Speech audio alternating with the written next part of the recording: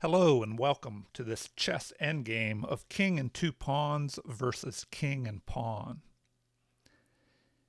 This endgame is well worth studying and learning in order to help you win with white or pull out a draw with black if white makes a mistake. And so in order for white to win this position, he has to promote a pawn. And to do that, there are three steps that he should follow. First, sacrifice his passed pawn, and then capture black's pawn, and finally, move the white king to the H file where it can escort the remaining pawn up for promotion. And so let's see how we do this. It's white's turn to move, and he pushes his pawn, sacrificing it. And you might say, well, what if black doesn't take the pawn? If he refuses to capture the pawn, such as king to e7, then you just push the pawn forward anyway and promote it, and now he's forced to capture or lose. And so he would capture, and then you just move your king forward and you're ready for step two to capture black's pawn.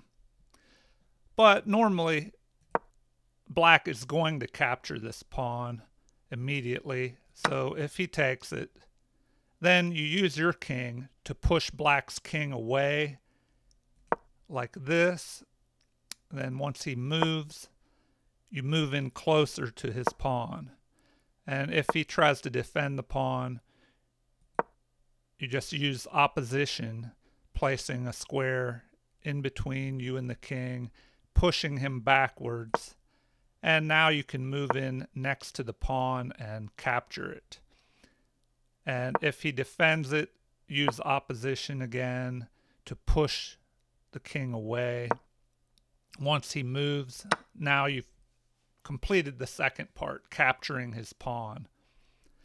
And so now he can only move to g8, and here the third part is to get on to the h file with your king, and from there you can escort the white pawn up for promotion. And you might ask why you have to go to the h file. Well, if you do not, and you go to, let's say, king to f6 instead, well then there's a possibility that black could pull out a draw if you make a mistake. And here's an example. If he goes king to h7 and you think, oh, well, I'll go to f7 and control the queening squares, well, then you have a stalemate possibility for black, which can go like this. If he moves to h8 and you push the pawn forward, now it's a stalemate.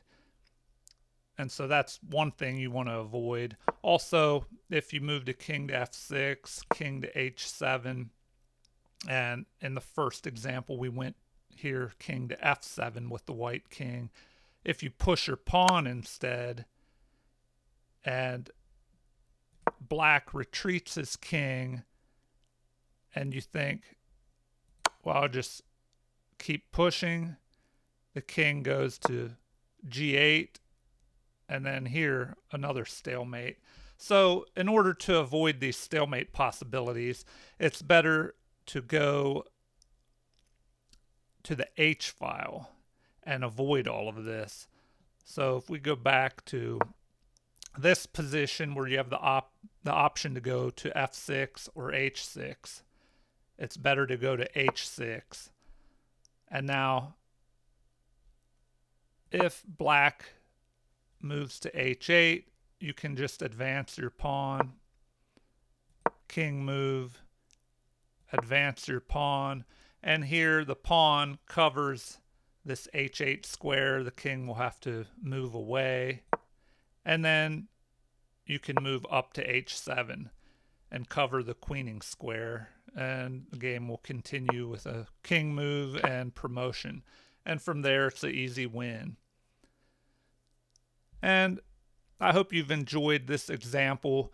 Please feel free to go over this video again and study it, learn it. Hopefully it will help you win with this position as white and avoid a draw, avoid these stalemate possibilities.